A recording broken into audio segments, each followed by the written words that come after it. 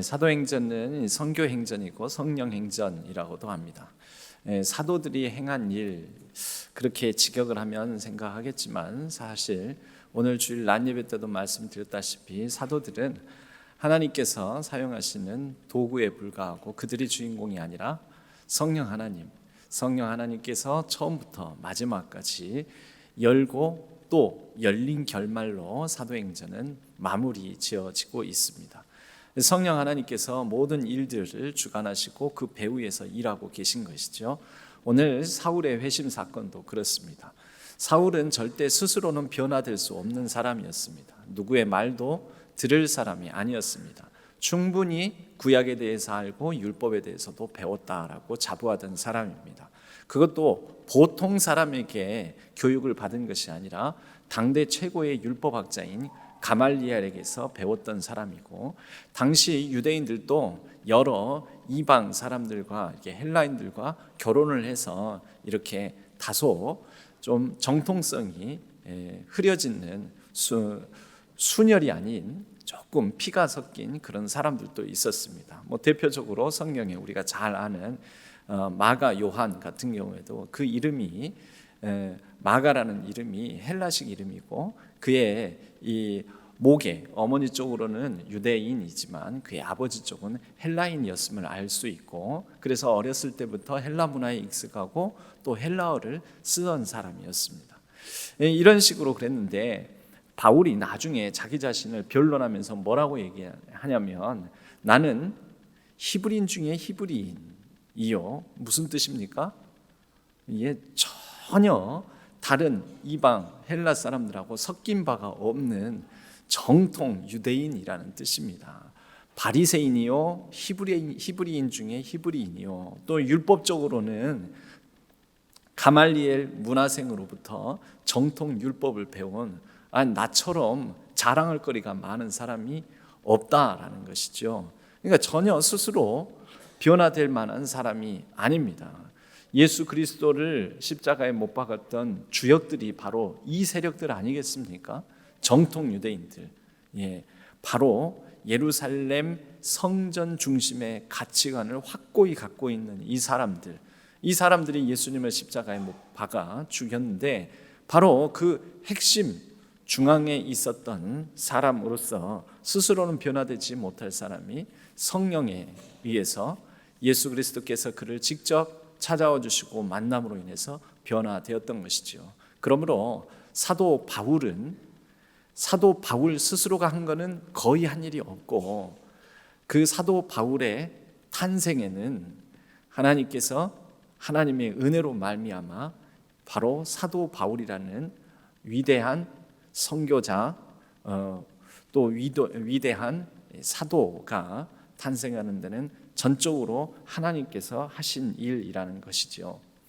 그런데 이런 위대한 사도에 관한 이제 행적이 마무리되는 오늘 본문의 말씀은 생각보다 초라하고 생각보다 다소 너무 작게 끝나는 게 아닌가, 좀 뭔가 위대한 업적으로 마무리되고 완성되고 성취가 되고 끝나면 좋지 않았을까. 그것에 비해서 굉장히 결말 부분은 아주 사소하게 마무리가 되더라는 것이죠. 다시 말씀을 읽어본다면 바울이 온 이태가 뭔지 아십니까? 이태 아세요? 우리 어른들은 아세요? 이태 2년입니다. 전세 계약 기간이죠. 일반적으로 보면 바울이 온 이태 2년을 셋집에 머물렀습니다. 바울은 알다시피 1차 선교, 2차 선교, 3차 선교를 하고 난 다음에 그 다음 그의 해외로 예루살렘에서 잡혀가지고 예루살렘에서 이제 4번째 떠나게 되는데, 예루살렘 밖으로요, 지중해 해상으로 나오게 되는데, 그 4번째는 4차 선교라고 하지 않습니다. 왜냐하면 4번째는 로마로 체포되어서 로마에 가서 내가 황제 앞에서 내가 과연 잘못했는지, 나는 로마 시민권을 가지고 있는 사람이기 때문에 로마 황제 앞에서 내가 재판을 받겠다 해가지고 로마로 호송되어 가는 그 길입니다. 그래서 로마로 와가지고 이 바울이 로마에서 감옥에, 일단은 뭐 아직 확정 판결 받은 사람은 아니지만 이 감옥에 이렇게 갇혀 있게 된 거죠. 이 연금 상태에 있게 되는데, 그러는 중에 바울에게서 죄를, 뭐 죽일 만한 죄를 로마의 법의 근거에서 보면 바울을 어떤 벌을 내릴 만한 근거가 부족했기 때문에 이 바울이 잠시 황제의 호의에 힘입어서 이 어떤 좀 갇혀 지내는 상황, 그 상황이 풀리고 이렇게 좀 자유롭게 로마 안에 머무는 기간이 있었습니다.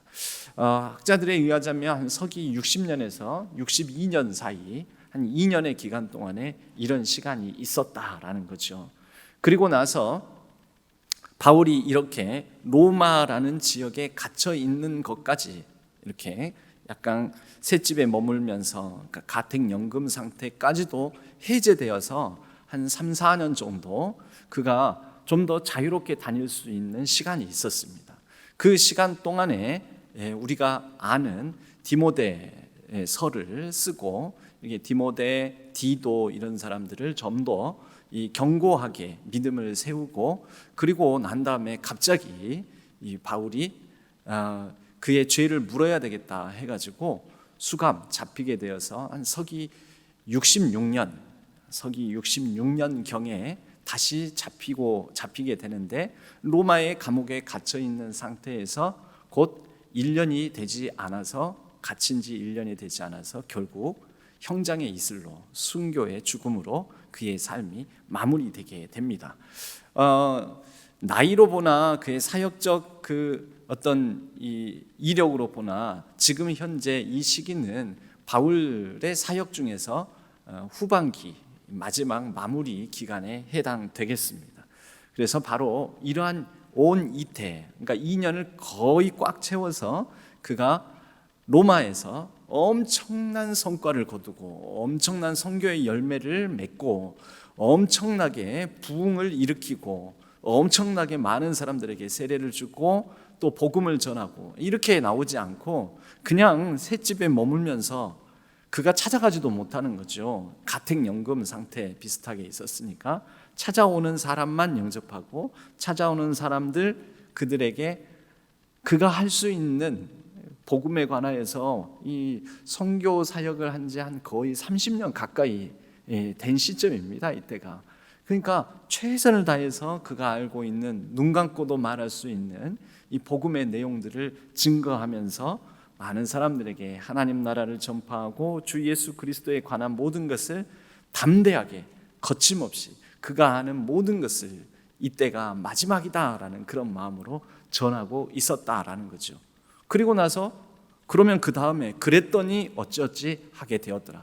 그랬더니 큰 놀라운 역사가 일어났더라. 그런 거 없이 그냥 끝입니다. 끝. 여러분, 이런 결말을 보고 뭐라 하냐면 해피엔딩, 새드엔딩, 행복한 것도 아니고 슬픈 것도 아니죠. 그 다음에 어떻게 됐는지는 그 다음 모르겠네. 제가 설명은 해드렸지만 이 시점으로부터 한 4년 동안은 다시 풀려나서 약간 자유스럽게 로마 밖으로도 나갔다가, 그러나 다시 붙잡혀서 감옥에 갇혔다가 갇힌 지 1년이 되지 않아서는 순교의 죽음을 맞이하게 된다라고 말씀을 드렸지만, 이 내용만 보면은 바울의 죽음에 대한 얘기가 없지 않습니까? 아니, 최소한 마지막 부분에 장렬하게 하나님을 향한 믿음, 그 헌신을 많은 사람들에게 보여주고, 그는 십자가의 형장의 이슬로 장렬하게 전사하였다, 순교하였다, 뭐 이런 식으로 기록되었다면 어찌됐든 결말이 있게 되는데 결말이 없다라는 거죠. 이것을 새드 엔딩, 해피 엔딩 이런 말은 들어보셨지만 오픈 엔딩, 열린 결말이라고 합니다. 열린 결말. 열린 결말은 뭘까요? 이야기가 끝나지 않았다라는 뜻이죠. Never ending story. 결코 끝나지 않은 계속되는 이야기가 있다라는 것입니다.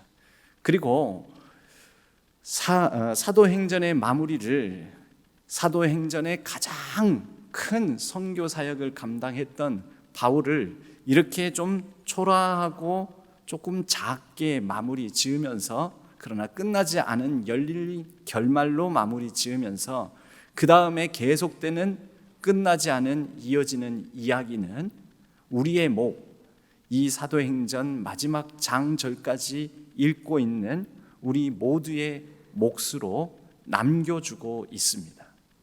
그러니까 이 다음에 끝나지 않은 이야기의 결말은 누가 맺어야 됩니까? 우리가 결말을 맺을까요?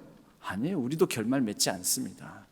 이 이야기의 끝은 하나님이 붙잡고 계시고 사도행전 1장에서 28장까지 전체의 내용을 이끌어 오셨듯이 하나님께서 이어가고 계시며, 다만 이제 사도 바울도 여기에서 이렇게 열린 결말로 마무리되고 난 다음에 그 다음 이야기는 우리가 나서서 이 글을 읽는 우리가 사도 바울처럼, 아니면 사도 바울만큼은 못하더라도 좀 연약하고 부족하면 부족한 대로 계속 29장, 30장, 31장, 32장을 써 나가야 된다라는 것입니다.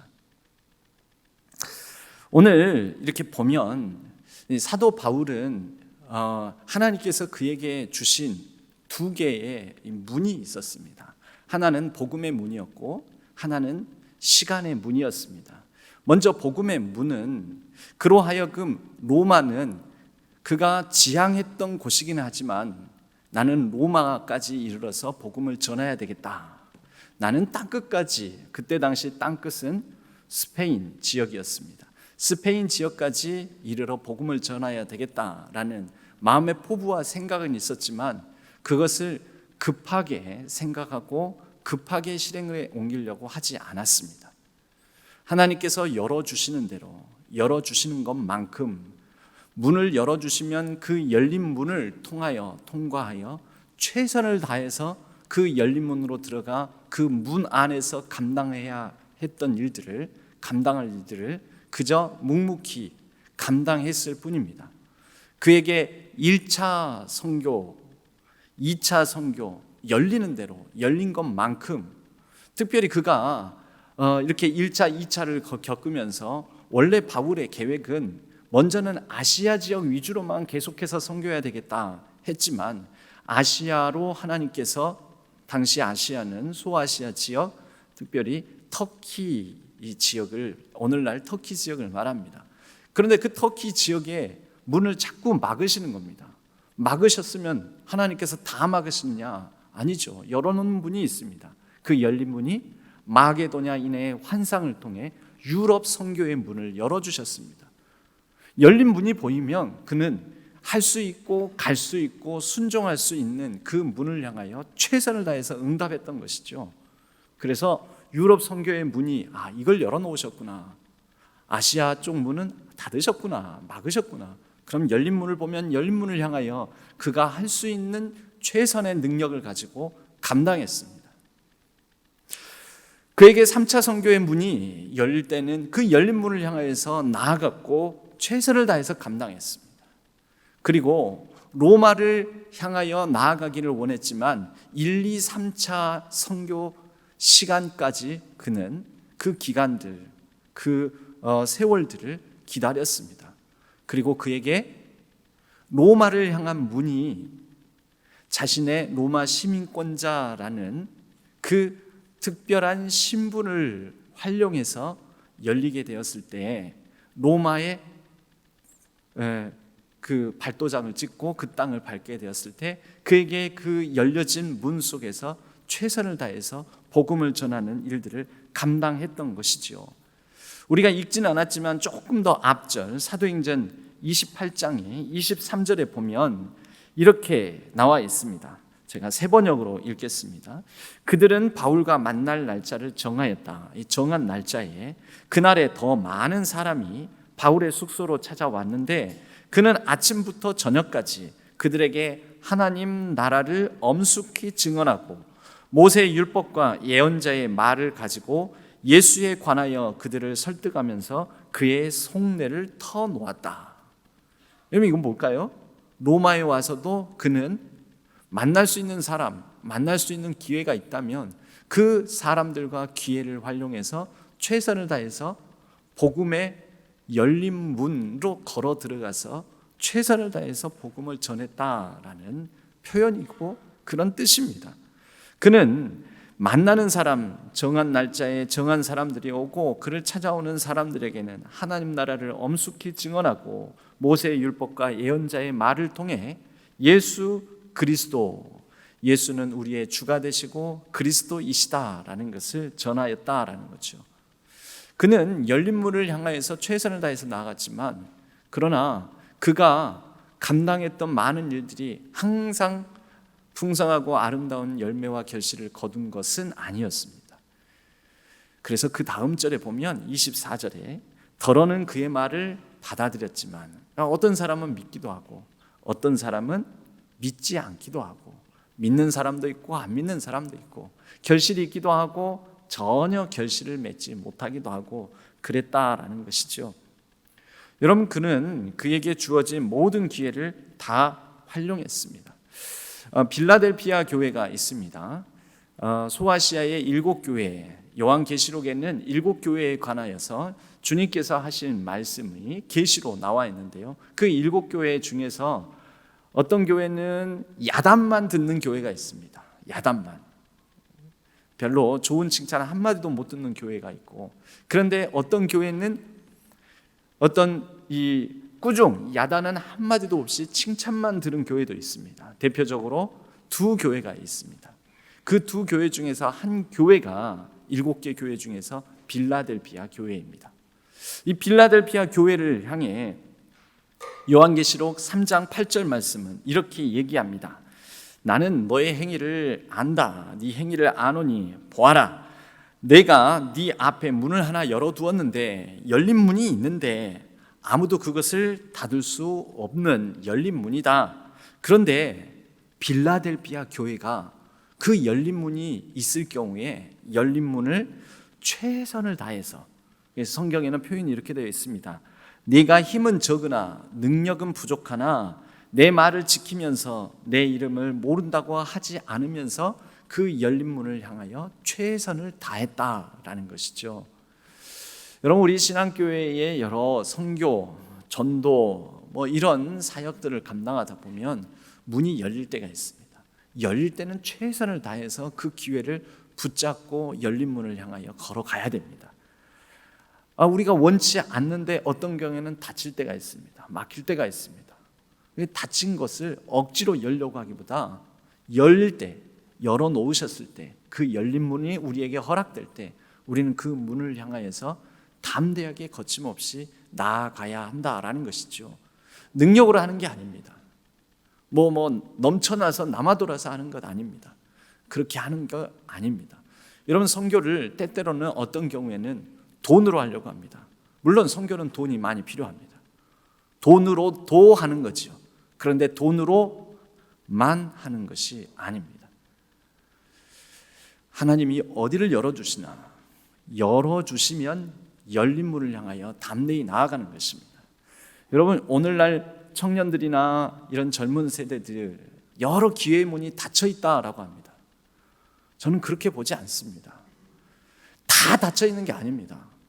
그 전에 앞선 세대가 열린 문이 걸어갔던 열린 문이 닫힌 것이죠.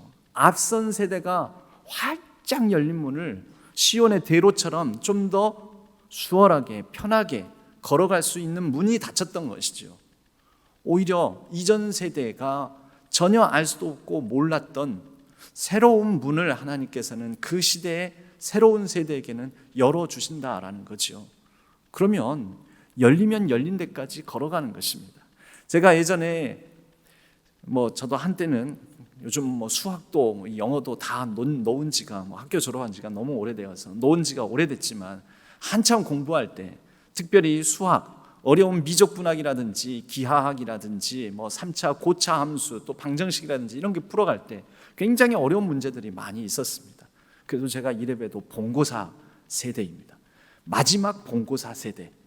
그러니까 소술형으로 다 풀어내야 되는 그런 대학 입시를 치렀던 사람입니다. 제가 고등학교 1학년 들어갈 때 본고사가 부활돼 가지고요. 그래서 고등학교 1학년 때부터 우리는 본고사 치러야 될 것 같아. 치러야지라고 그렇게 작정하고 고등학교 1학년 때부터 본고사를 준비했는데 고등학교 3학년 저희까지 딱 본고사를 보고 그 다음 해부터 없어졌습니다. 그러니까 1, 2, 3학년 완전히 온박 딱 3년간 본고사가 부활돼서 존속했었는데요. 그 3년 기간을 고등학교 3년 기간을 보낸 그 유일한 세대가 제 또래 세대입니다. 그 본고사 문제들은 풀기가 만만치가 않습니다. 그래서 굉장히 어려운 문제인데 그래서 수학 본고사 시험 같은 경우에는 2시간 동안에 딱 10문제 나옵니다. 10문제. 2시간 동안 10문제만 풀면 됩니다. 다 푸느냐 하면 다 못 풉니다. 못 푸는 문제도 있고 푸는 문제도 있고. 그런데 어려운 문제라고 여기는 그런 문제들을 평소에 수학 문제를 풀면서 연습을 하면서도 어떻게 푸느냐 하면 처음부터 마지막 정답까지를 바로 이건 답이 0이네 1이네 이거는 뭐 3이네 5네 바로 내는 게 아니죠. 어떻게 하냐면 풀 수 있는 데까지 이 문제에 있는 힌트 가운데에서 열려있는 부분까지 일단 거기까지 할 수 있는 데까지 풀어보는 것이죠. 그러면 첫 번째 줄 소술형 문제는 반드시 답안지가 백지로 되어 있는데 백지에다가 첫 번째 1번 하고 나서 1번에 문제 풀 수 있는 데까지 우선 풀어봅니다. 풀고 난 다음 할 수 있는 데까지 풀고 난 다음에는 다시 보면 그 다음 푸는 한 줄을 더 써서 풀 수 있는 과정이 열립니다.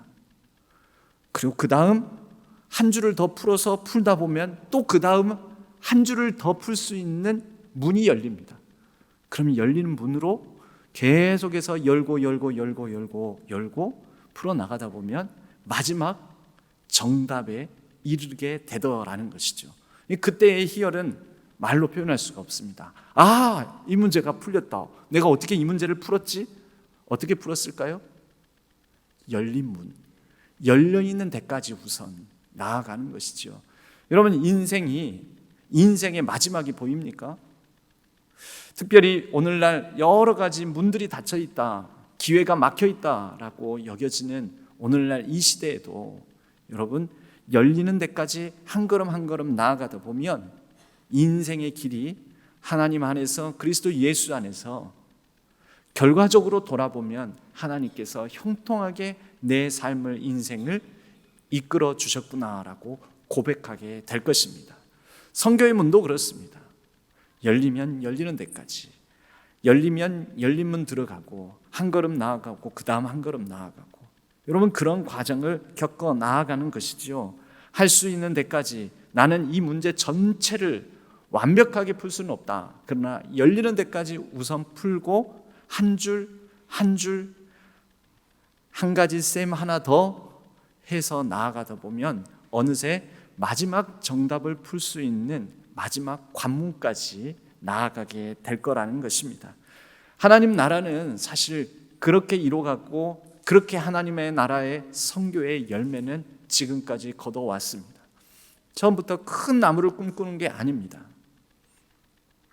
처음부터 지금 내가 그만한 능력이 안 되고 그만한 이 역량이 안 되는데 처음부터 큰 그림을 그리고 큰 꿈을 꾸고 크게 뭔가 하려고 하면 결국 그러한 것이 전시성, 과시성이 되기가 쉽습니다.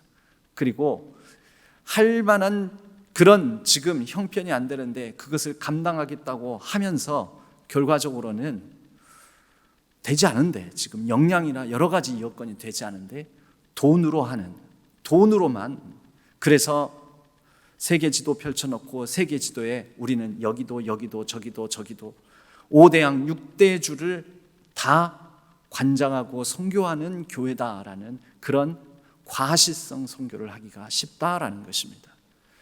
여러분, 하나님 나라의 선교는 하나님 나라의 속성 가운데는 몇 가지가 있는데요. 그것은 뭐냐면 하나님 나라는 관계를 맺어가면서 그 관계 안에서 축적되고 이루어 나가는 이야기가 쌓여 나가야 됩니다. 여러분, 성경 전체는 무엇으로 되어 있냐면 이야기로 되어 있습니다.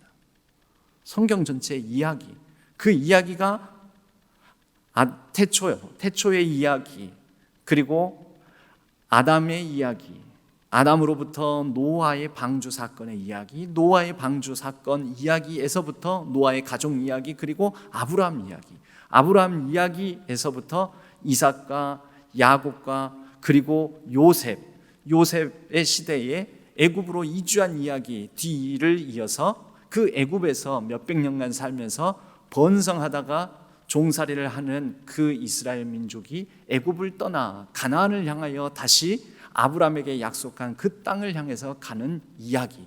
여러분, 이 모든 이야기가 다 선교적 이야기입니다. 선교적 관점으로 보면 하나님께서 미션, 사명을 맡기시고 그 미션을 이루어가는 이야기. 아브라함에게 너는 모든 열방 많은 민족에게 복의 근원이 될지라, 오늘 우리 성경에서는 복이 될지라 라는 것이죠. 아브라함이 처음부터 온 민족 열방의 아버지가 되었습니까? 아닙니다. 그는 정식 하나님께서 인정하시는 자식, 아들로서는 딱 한 명, 이삭을 낳았을 뿐입니다. 무슨 열방의 아버지입니까? 무슨 열국의 어미입니까? 너는 이제 아브람이라고 하지 말고 아브라함이라고 해라. 사레라고 하지 말고 사라라고 해라. 이는 열국, 모든 민족의 아버지라는 뜻, 모든 민족의 어머니라는 뜻이라는데, 그럼 어디 모든 민족의 아버지, 어머니 역할을 했습니까? 없었습니다. 그러나 아브라함은 아브라함 때에 그에게 열려있는 대로 열린 문을 향하여서 하나님께서 허락하시는 그 걸음까지 최선을 다해서 한 걸음 한 걸음 나아갔던 것이죠. 여러분, 하나님 나라는 그렇게 한 걸음 한 걸음 이야기가 쌓여가고 시간이 쌓여가고 그리고 관계를 맺어가며 친밀감 속에서 이루어지는 방식이 바로 하나님 나라의 선교입니다. 처음부터 큰 나무, 큰 꿈을 꾸고 나아가는 것이 아닙니다. 애굽으로 이주한 사람들은 약 70명에 불과합니다. 야곱과 그리고 그 가족들, 12아들들, 그 70명에 불과하지만 그들이 처음에는 70여 명, 애굽 전체 백성들에 비하면 적은 수였지만 그들이 점점 더 시간이 지나가면서 점점 더 인구가 늘어나고 감당할 수 없는, 손을 쓸 수 없는 거대한 민족으로 자라가지 않습니까? 하나님 나라는 그렇다라는 것입니다. 예수님께서도 말씀하셨습니다. 작은 씨앗, 겨자씨, 그리고 그 밀가루 반죽에 넣은 누룩. 여러분, 처음에는 작은 것이지만 이게 부풀어 오르고 작은 씨앗이지만 이것이 점점 더 커져서 큰 다른 생명체가, 새가 깃들 수 있는 그런 나무로 자라간다라는 비유를 말씀하셨습니다. 하나님 나라의 선교는 그런 것입니다. 바울에게 이때 2년의 시간이 주어졌습니다. 하나님께서 바울에게 허락하신 두 번째 문, 시간의 문인 것입니다. 많은 바울을 연구하는 신학자들은 바울에게 있어서 그의 선교적 열매에 정말 중요한 시간들, 순간들이 있는데 다 나름대로 의미 있고 중요한 시간들이었지만 그 중에서 이 바울이 로마에 머물며 이태 동안 셋집에 오는 많은 사람들을 영접하고 복음을 전했던 이 시간, 이 2년의 시간을 굉장히 바울의 모든 사역 기간 중에서 중요한 시간들이었다라고 꼽습니다. 그리고 그 다음 또 다른 중요한 시간이 바로 에베소라는 지역에서 3년간 가르쳤던 시간들. 여러분, 이때 바로 바울로부터 영향을 받은 사람들에 의해서 나중에 세계 선교에 놀라운 문이 열리게 되었다라고 얘기를 합니다. 여러분, 우리에게 주어진 시간이 어느 정도일지 우리는 잘 모릅니다. 우리 인생에 어떤 시간이 주어졌고 어떤 시간이 우리에게 의미 있는 시간이 되는지 우리는 다 알지를 못합니다. 여러분, 인생을 향하여서 내리는 정의 가운데 우리 인생을 이렇게 정의를 내립니다. 제 기억이 맞다면 제가 처음 부임해가지고 처음 부임한 첫 주일 설교는 성도님들의 한 명도 없는 가운데, 한 명은 있었죠. 기도자. 예, 그때 완전히 비대면 온라인 상황 속에서 제가 설교를 했었는데요. 반주자, 그 다음에 그날 특송자, 그리고 기도자, 사회자, 그리고 방송실 인원, 그 인원만 가지고 이 큰 예배당에서 덩그러니 설교를 했었습니다. 그게 바로 부임 후 첫 번째 주일 설교였습니다. 그리고 바로 일주일이 안 되어서 송구영신 예배를 또 그 썰렁한 가운데서 송구영신 예배를 드렸습니다. 그리고 그때 송구영신 예배 때 우리가 아직 살아있는 이유라는 제목으로 제가 말씀을 나눈 적이 있습니다. 여러분, 우리의 인생을 향한 의미와 이유와 마찬가지로 우리가 아직 살아있는 이유, 살아있으니 인생인 것이죠. 예, 우리 인생이 끝나면 어디로 갑니까? 예, 인생이 끝나면 영생으로 갑니다. 인생으로부터 시작된 영생이, 인생이 끝났으니까 이 인생은 끝나고 이미 시작된 영생의 삶을 살아가는 것이죠. 누구와 더불어? 우리를 다스리시는 우리의 주인 되시는 주님과 함께, 우리 주 예수 그리스도와 함께 영생의 삶을 살아가는 것이지요. 우리가 그런데 아직 이 인간의 삶, 인생 가운데 있는 이유가 무엇인가요? 그때 그런 말씀을 나눴습니다. 아직 이루어야 될 사명이 있기 때문에, 아직 우리를 살려두신 이유는 아직 이 땅에서 우리가 해야 할 일을 하나님께서 아직 조금 완수 못했다, 아직 해야 될 일이 있다 하고 우리에게 이 인생이라는 시간을 허락해 주신다라는 것입니다. 여러분, 우리에게 주어진 시간들은요, 알고 보면 하나님 관점에서, 하나님 나라 관점에서 보면 하나님께서 하나님의 뜻, 하나님의 일을 이루시기 위하여 우리에게 주신, 우리에게 주어진 시간들입니다. 우리 신앙교회에게 주어진 시간들, 우리 신앙교회에 주어진 열린 문, 그 열린 문과 시간이라는 문을 통하여 하나님의 뜻을 온전히 이뤄가는 우리 신앙교회 세계선교위원회, 그리고 그렇게 이뤄감으로 사도행전 아직 끝나지 않은 이야기, 그 다음 후속 29장, 30장, 31장을 써나가는 저와 여러분 되기를 바랍니다. 우리에게 주어진 하나님의 열린 문과 그리고 이 시간은 하나님께서 우리에게 주신 선물입니다. 그 선물을 우리가 잘 쓰고 잘 감당하여 하나님 앞에 섰을 때 또 하나님을 향하여, 하나님, 이만큼 우리가 이뤘고 이만큼 남겼습니다. 열린 문을 통과하여 우리가 최선을 다하여 여기까지 걸어왔습니다. 그런데 그 다음은 어디로 갈지 몰라 우리가 더 나아가지는 못했습니다. 우리가 가진 능력으로는 이만큼밖에 감당할 수 없었습니다. 적은 능력으로 그래도 이만큼 최선을 다했습니다. 그리고 주어진 그 시간을 우리는 나름대로 분별하고 생각하며 최선을 다해서 걸어왔습니다. 하나님, 이만큼 영광 받아 주옵소서. 우리가 할 일은 그것뿐이다라는 것입니다. 여러분, 바울에 대한 어떤 찬사나 인정이나 칭찬은 없습니다. 그냥 끝까지 묵묵히 그에게 열린 로마라는 땅에서의 열린 문을 향하여 묵묵히 하나님 나라를 증거하며 예수 그리스도를 전파하며 묵묵히 담대히 최선을 다해서 걸어갔던 바울의 모습으로 사도행전은 마칩니다. 그에게 주어진 이 시간 헛되이 보내지 아니하고 그는 이 이태라는 시간 동안에 그에게 오는 많은 사람들을 영접하며 복음을 전했던 그 사도 바울의 묵묵히 여전한 그의 일상처럼 살아가는 것으로 사도행전은 마무리되어집니다. 우리의 삶도 그렇게 묵묵히 끝까지 하나님의 은혜에 힘입어 열린 문이 있다면 열린 문으로 들어가 걸어가고, 주어진 시간, 우리의 인생이라는 시간 동안에 하나님께서 맡겨주신 이 모든 일들을 잘 분별하여 끝까지 잘 달려가는 저와 여러분의 삶, 우리 신앙교회가 되기를 주님의 이름으로 간절히 축복합니다.